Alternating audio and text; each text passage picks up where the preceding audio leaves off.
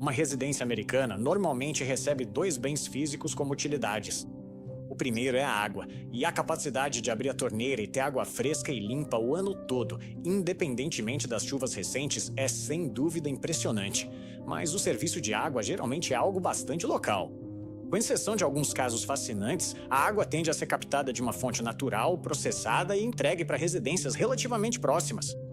É um processo bastante intuitivo, bastante simples, que acontece de alguma forma há centenas ou até milhares de anos. Mas e o gás natural? Isso sim é uma maravilha moderna. A regra geral no mundo todo é que a produção de gás natural acontece onde as pessoas não estão. Isso é, em parte, um acaso da geografia, em parte, consequência da aversão à proximidade com a produção. Mas o que isso significa é que o gás muitas vezes precisa viajar centenas, se não milhares de quilômetros, até chegar ao usuário final. Levar um gás inflamável e de baixa densidade por um continente não é fácil, e lucrar com isso é ainda mais difícil. Enquanto gasolina e outros combustíveis líquidos são densos o suficiente para que o custo do transporte por caminhão seja baixo em relação ao total, o que não ocorre com o gás natural. Portanto, ao longo do tempo, o que transformou o gás antes sem valor em uma mercadoria lucrativa foi descobrir como fazer a economia do transporte funcionar. E a resposta para isso foram os dutos realmente longos. Pegando como exemplo um usuário final em Basalt, Colorado, a rede local da cidade dele se conecta a um grande gasoduto de transmissão que segue a rodovia da região descendo o vale até mais ou menos aqui. Debaixo deste campo de golfe, esse ramal sem saída se conecta com os gasodutos de transmissão de longa distância que cruzam o Colorado. Agora, o fato disso acontecer debaixo de um campo de golfe demonstra algo importante. O operador do gasoduto não é dono do terreno por onde o duto passa. Na verdade, eles possuem o direito de passagem do duto pelo terreno de outras pessoas. Eles possuem uma servidão. Quando um duto é construído, a empresa negocia com os proprietários para comprar a servidão, ou, se as negociações não vão bem, adquire esse direito por meio de desapropriação. Em troca, o proprietário recebe um pagamento único, mais ou menos equivalente à desvalorização do imóvel causada pela nova servidão. Afinal, o valor do imóvel vai ser menor. Além do mais, compradores vão ficar receosos de morar perto de um duto por causa do risco, ainda que baixo, de um acidente. E as servidões também trazem restrições sobre o que se pode fazer com o terreno. Normalmente, você não pode construir nenhum prédio, não pode plantar árvores, basicamente só pode ter asfalto, grama ou terra. O operador precisa ter acesso ao duto para manutenção e reparos a qualquer momento, então não pode haver uma estrutura permanente no caminho. Essas servidões são permanentes e ficam na escritura do imóvel, obrigando os compradores a seguir as restrições do vendedor original. Aqui, o condomínio ao lado foi planejado para evitar a faixa de servidão, que é invisível. Do outro lado do rio, ela passa entre os prédios, quase imperceptível via satélite. Mas quando começam as colinas, a faixa de servidão assume sua forma mais típica, uma faixa de terra de 15 metros de largura sem árvores. E essa ausência de árvores, claro, vem da construção. Esse processo é relativamente simples. Primeiro, máquinas pesadas são usadas para cavar uma vala. Depois, tubos são posicionados ao lado da vala e uma curvadora os dobra segundo o terreno. Em seguida, essas seções são soldadas entre si, criando trechos longos, e as soldas sofrem inspeção rigorosa. Afinal, a integridade estrutural é essencial para evitar incidentes. Eles colocam essas seções na vala sobre sacos de areia, para não danificar o revestimento. Em seguida, terra macia e sem pedras é colocada ao redor do tubo, e a terra removida é usada para preencher a vala. A partir daí, as equipes testam o tubo enchendo-o de água e pressurizando-o muito além da pressão normal de operação, e basicamente é isso. A construção de oleodutos é relativamente simples e avança de forma relativamente rápida. Nas condições certas, as equipes conseguem instalar mais de 1 milha de tubo por dia, muitas vezes em ambientes bastante remotos. Mas há mais na construção de oleodutos do que simplesmente construir o tubo. Afinal, se você coloca gás natural em um oleoduto no Texas, ele não vai simplesmente fluir magicamente até o Colorado. É por isso que você precisa disto aqui, uma estação de compressão. Como o nome sugere, essas são as instalações que comprimem o gás. E é essa pressão que impulsiona o gás adiante pelo oleoduto, a uma velocidade de cerca de 40 km ou 25 milhas por hora. Mas elas também são importantes para viabilizar a economia do processo. Uma casa comum consome cerca de 200 pés cúbicos de gás natural por dia. Isso é um grande volume de gás. Isso encheria um cubo de 2 metros, ou 6 pés, ou volume de cerca de 10 geladeiras. A economia de transportar esse gás nunca funcionaria se fosse feita em sua densidade natural. É por isso que eles comprimem o gás, e bastante, na verdade, entre 500 e 1.400 libras por polegada quadrada, permitindo que o gasoduto seja usado de forma muito mais eficiente. Essas estações de compressão também costumam abrigar os chamados lançadores de pigs, que são mais inofensivos do que parecem. Isso acontece porque esses são os chamados pigs, dispositivos que realizam funções dentro da tubulação. Alguns limpam o gasoduto e os inteligentes usam sensores para inspecionar o duto em busca de falhas. Operadores também usam pigs para separar produtos diferentes no mesmo duto. Podem, por exemplo, enviar primeiro um lote de gasolina tradicional e depois o combustível de aviação, usando um pig entre eles. E onde há um lançador de pigs, há um coletor de pigs, que remove o dispositivo do gasoduto sem interromper o fluxo do produto. Esse gasoduto eventualmente sai das montanhas e chega a outro campo de golfe, ao sul da cidade de Eagle. A partir daí, ele se conecta a outro gasoduto. À direita, o duto segue para o leste, mas à esquerda ele termina abruptamente a poucos quilômetros adiante. Isso ocorre porque, além das concessionárias locais que distribuem o gás, o outro grande grupo são as indústrias de grande porte, que possuem conexão direta aos gasodutos de longa distância. Neste caso, é uma fábrica que transforma o gesso extraído das minas próximas em placas de drywall. O processo gasta tanta energia que a instalação tem sua própria usina a gás de 6 megawatts.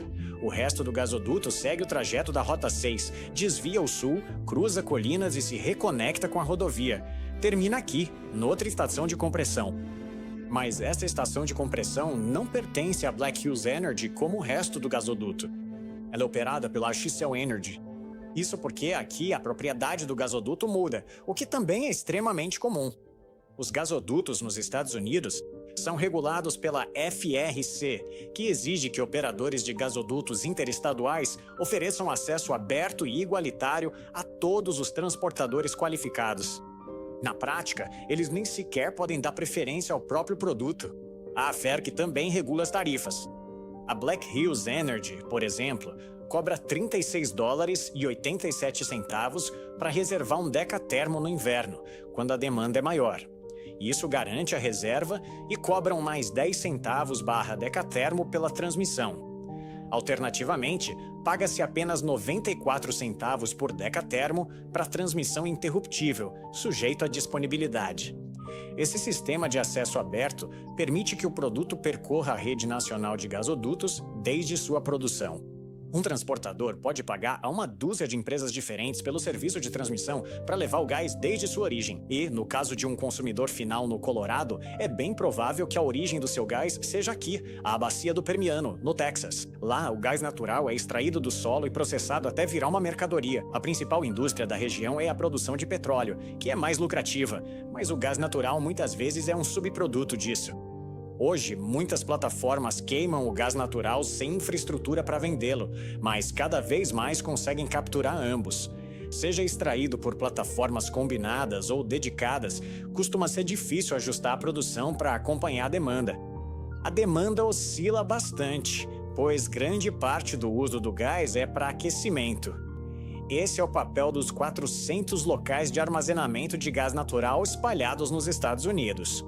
Alguns são campos de extração esgotados, cavernas subterrâneas. Depois que o gás original é retirado, os enormes buracos no solo ficam vazios. E isso os torna ideais para armazenamento.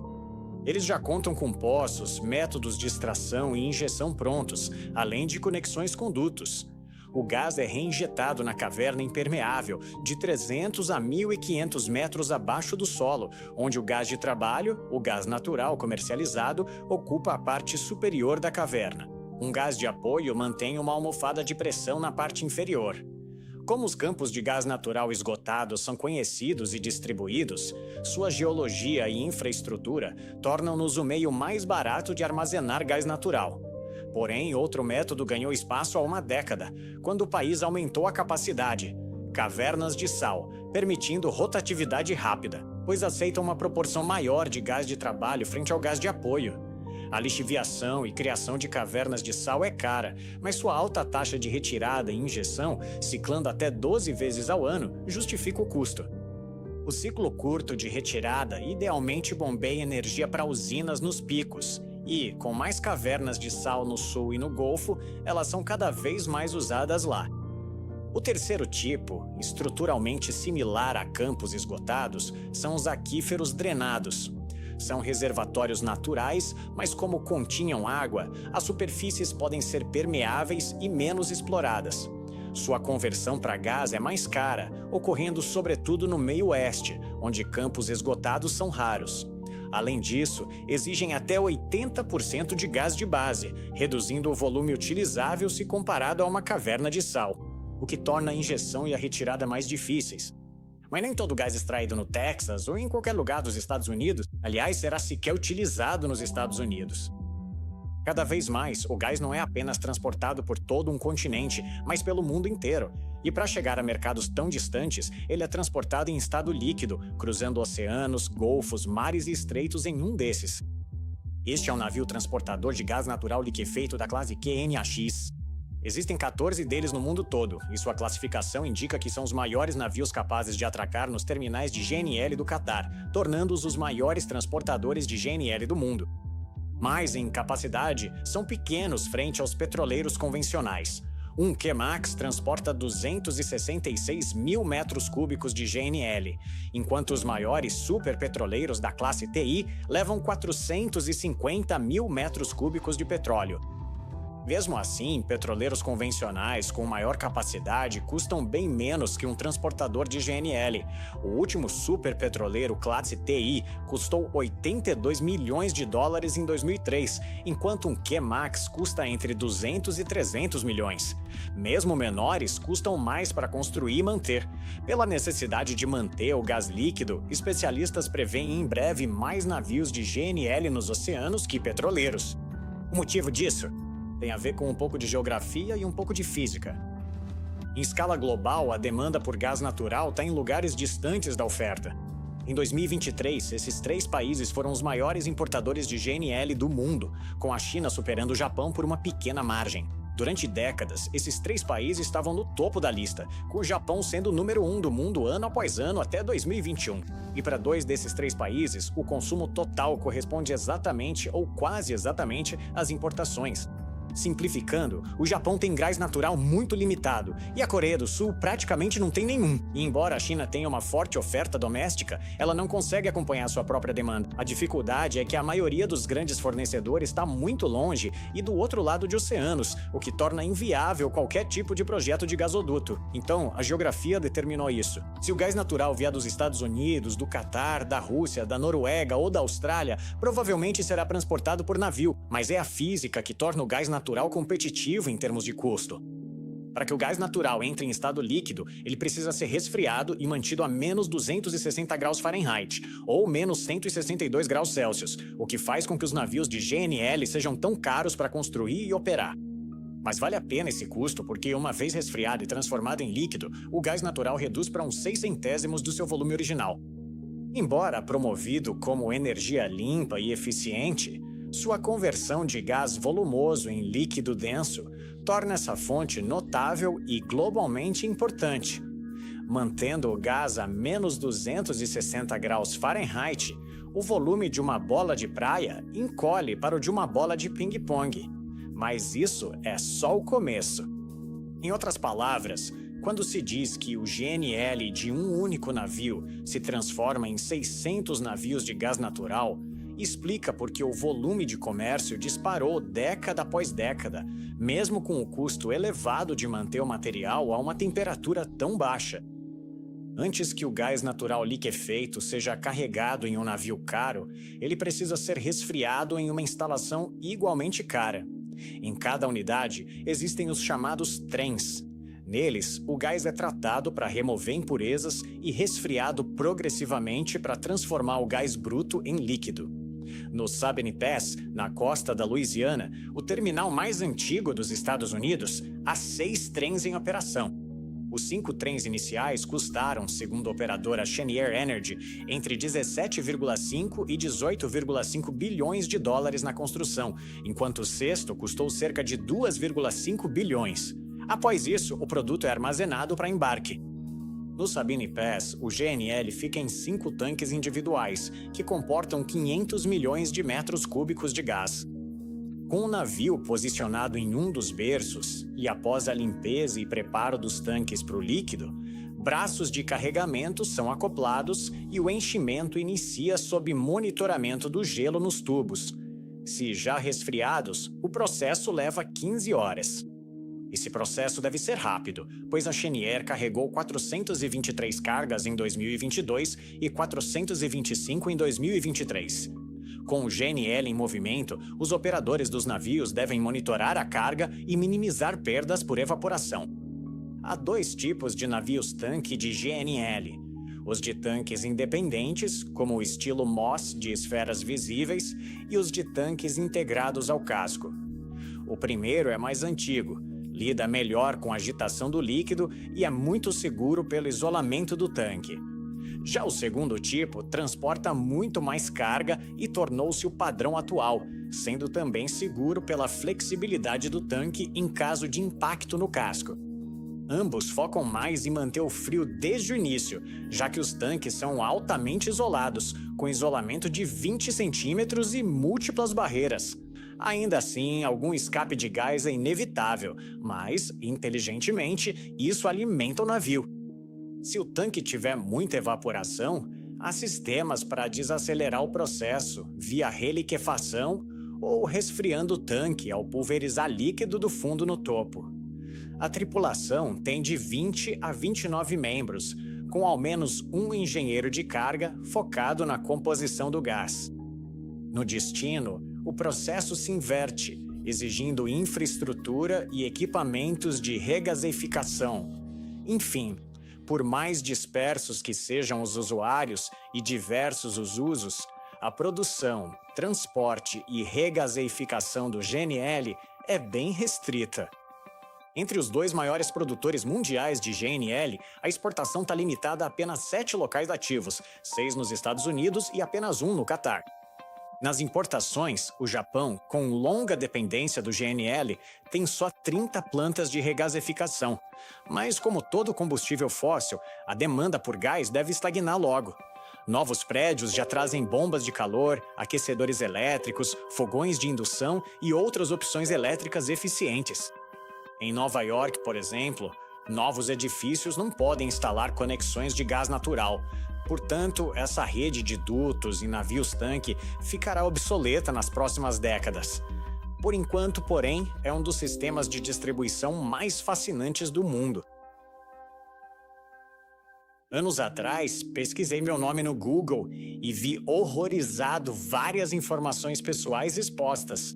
E não estava em um só site, estava em dezenas. Esses sites são chamados de busca de pessoas e vasculham registros públicos, principalmente nos Estados Unidos, para vender informações a spammers e golpistas. Então busquei uma solução. Você pode enviar pedidos de remoção, mas demorava demais para fazer um por um. Eventualmente, encontrei o Incogni, serviço que eu pago há anos e que patrocina este vídeo. Eles protegem sua privacidade removendo seus dados expostos publicamente. Fazem isso enviando pedidos de remoção em seu nome e lidam com qualquer objeção, sem que você precise fazer nada. Inclusive, esses corretores vendem seus dados para aqueles spammers que não param de te ligar. Assim eles pegam seus dados, então o Incogni ajuda a reduzir chamadas de spam. E eu valorizo muito minha privacidade, então o Incogni vale muito a pena. E para melhorar, há 60% de desconto no plano anual acessando incogni.com/Wendover.